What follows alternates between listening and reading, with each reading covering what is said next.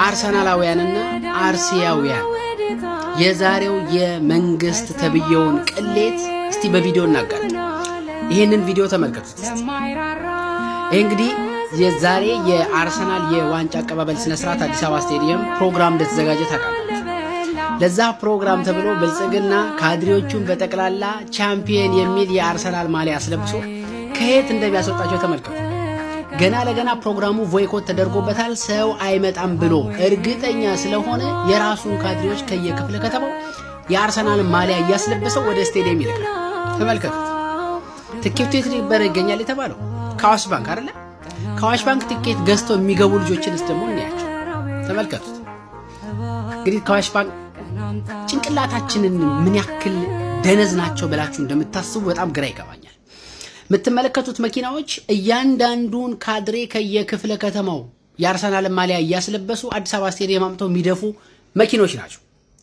እነዚህ ቅጥቅጥ መኪኖች ማለት ናቸው። በጣም የሚገርመኝ ነገር ብልጽግና እያንዳንዱን ኢትዮጵያ ላይ የምትፈጠርን ሰላም የምትመስልን ነገር የሀገር ሰላምነት ምሳሌ በማስመሰል ሀገሪቷ ሰላም ነች የሚል ፕሮፓጋንዳ ነው የሚሰራው። ለየትኛውም አዲስ አበባ ውስጥ ለሚደረጉ ፕሮግራሞች ስጋት ከሌለው በቀር እንዲህ ነው ብሎ የሚያውቀው አዲስ አበባ ፖሊስ ጥሩ ሁኔታ መጠናቀቅ አሳስቦት ሁሉ መግለጫ ሰጥቷል። የአርሰናልን የዋንጫ ሂደት ሙሉ ለሙሉ የብልጽግና ወኪሎች ተቀብለውት ፕሮግራሙን ሙሉ ለሙሉ እያስኬዱት ያለው በዚህ ሰዓት የብልጽግና ወኪሎች ናቸው። ስለዚህ ፕሮግራሙ ላይ ያልተሳተፋችሁ አርቲስቶች ትልቅ ምስጋና ይገባቸዋል። ቀጣይስ ምንድነው የሚደረገው?